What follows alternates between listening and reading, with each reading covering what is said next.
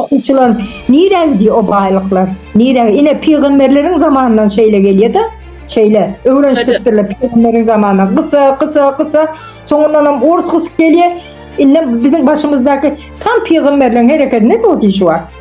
Biz yine Türkiye çıkanında da biz islerimiz bilen bir tansi edip beytik kayıtmadık.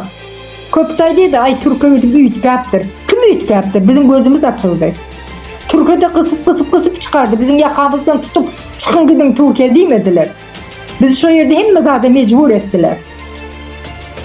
Pahtane 100 manattan neydi pahta klası oluptur deydi. O bir giden pul olandan sonra. 100 manat oluptur. Hakimliğin üstünde ölçüp uğraşıyordular. Pahta mene mütçekti. Yani artık mı oldu adam dedi bu yeterli deyse yok diye mene mütçek. Biri bilen kıskançım. Beni misal için pahta dik çıkarırsa ben bütün tohum